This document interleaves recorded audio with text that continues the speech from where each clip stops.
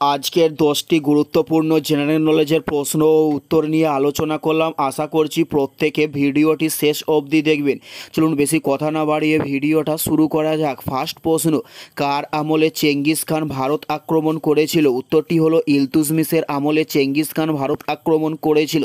উত্তরটি হলো ইলতুৎমিশের আমলে চেঙ্গিস খান ভারত আক্রমণ করেছিল। নেক্সট প্রশ্ন, ভারতের ভাইসরয় কাকে বলা হয়ে থাকে? উত্তরটি হলো লর্ড কর্নওয়ালিসকে ভারতের ভাইসরয় বলা হয়। উত্তরটি হলো লর্ড কর্নওয়ালিস। নেক্সট প্রশ্ন, একজন রাজ্যসভার সদস্য পদে থাকার মেয়াদ কতদিন? উত্তরটি হলো 6 বছর একজন রাজ্যসভার সদস্য পদে থাকার মেয়াদ। উত্তরটি হলো 6 বছর। নেক্সট প্রশ্ন হলো আয়তনের দিক থেকে ভারতের বৃহত্তম দেশকে কি বলা হয়? উত্তরটি হলো রাজস্থান বলা হয় আয়তনের দিক থেকে ভারতের বৃহত্তম দেশ। নেক্সট প্রশ্ন, রামচরিত কার লেখা ছিল? উত্তরটি হলো সন্ধ্যাকর নন্দীর লেখা হলো রামচরিত। উত্তরটি হলো সন্ধ্যাকর নন্দীর লেখা হলো রামচরিত। নেক্সট প্রশ্ন, অজন্তা গুহা কোন রাজ্যে অবস্থিত হয়েছে? উত্তরটি হলো মহারাষ্ট্র রাজ্যে অজন্তা গুহাটি অবস্থিত হয়েছে।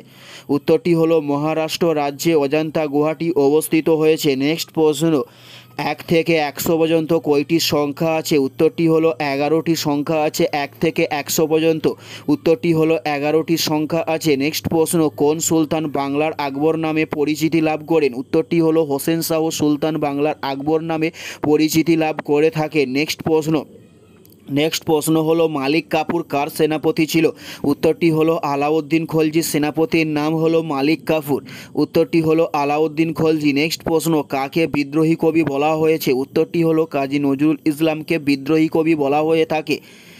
এটাই ছিল এই ভিডিওর লাস্ট প্রশ্ন। আর কোন ধরনের শিক্ষণীয় ভিডিও আপনারা প্রতিদিন দেখতে চান অবশ্যই কমেন্টে লিখে জানাবেন। পুরো ভিডিওটা দেখার জন্য আপনাদের প্রত্যেককে আমাদের ইউটিউবের পক্ষ থেকে রইল অসংখ্য ধন্যবাদ। Thanks for watching.